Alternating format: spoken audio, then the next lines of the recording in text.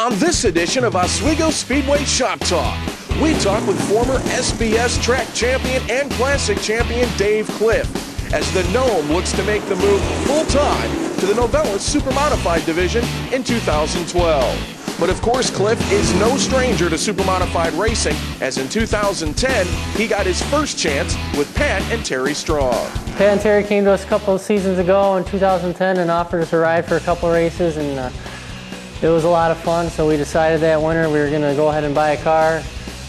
We bought one early last year, just ran out of time and money to have it finished to run competitively last year, so we decided just to sit the year out and do it the right way.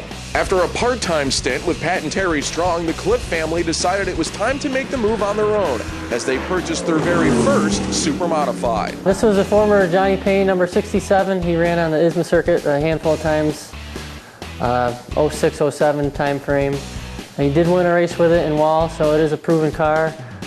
We have made some changes to it. We put torsion bars in it, and we've gone through it, took it all apart, and had the motor freshened, but it should be ready to go. While some may feel that the Cliff team is putting themselves behind the 8-ball running an older style machine with updates, Dave feels just the opposite. He's confident in his team and his car that the changes they have made can put them at the front of the field. I'm pretty confident. I mean, I don't think my dad would send us up there if he didn't feel that we could run up towards the front once we get a handle on it. And Strong's, I mean, their old car ran up front last year. Joey won a race with it, and I think if we get it going good, we should have no problem being competitive. While Cliff was wildly successful in the SBS division for several seasons, he understands the learning curve that sets in front of him for a full-time year in a Novelis Supermodified. I certainly expect to struggle a little. I mean, it is a big learning curve. I mean, I did it when I jumped in Pat and Terry's car. I was sort of humbled a little bit just because he asked me. I had no practice in the car, just threw me in it for a race right off the bat.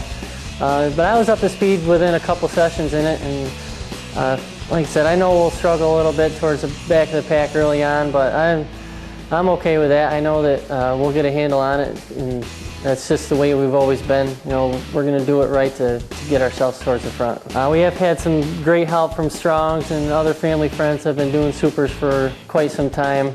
So I expect to struggle or have learning curve for the first half of the season, but by the second half, just a competitor in me, I would expect to be running for top 5s and 10s consistently. While Cliff did have success behind the wheel of the Pat and Terry Strong-owned machine back in 2010, he realizes the challenges that lie ahead in running an upstart team. Probably a big challenge will be our crew. I mean, they have their crew that's been working on their car for years and know it in and out. We're having all our same guys from the small block help us this year, and it's going to be a learning curve for the crew as well as myself driving, and just really getting the car to go in a circle is going to be the biggest challenge. After qualifying for their first International Classic in 2010, the Gnomey Racing team took much of 2011 off, something that would be hard for any driver, especially Dave Cliff. It was a different perspective up in the stands. I was okay with it. My dad was a little more disappointed than I was, I would say. I know just how the money is, and I would never want them to go over our heads just to race. It's just silly. So I knew we were doing the right thing, taking the time off, and we had the small box sitting here. We could have ran, but we didn't want to take the chance of wrecking that and having to put money in that to sell it.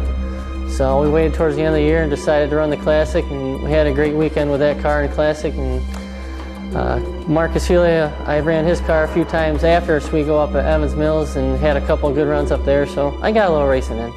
When asked why Oswego Speedway, Cliff was quick to mention the tight-knit family atmosphere that exists at the Steel Palace. A lot of people, I would say, they've grown up around here and they've just always gone up there, and it's such a family sport. My uncle ran up there, my dad's worked on cars for 30 years, and it's just so much of a tight-knit family group that it just draws you up there. And in that time growing up at the Speedway, there was one driver the Gnome liked to watch more than any other.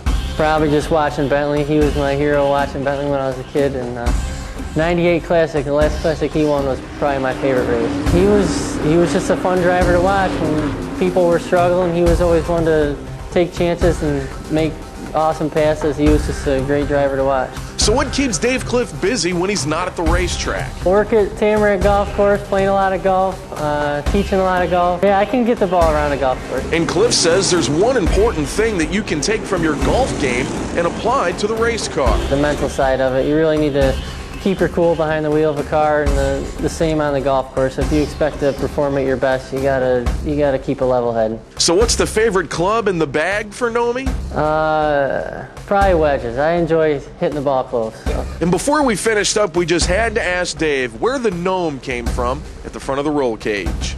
Well, before I sprouted, I was just a little guy, and I had a family member that was, he passed away, but he always called me Dave the Gnome, and it just kind of stuck, and we just stuck with it, kind of honor his memory. With a full-time super modified ride and a familiar crew, Dave Cliff is ready for anything that comes his way here in the 2012 Novelis Supermodified season.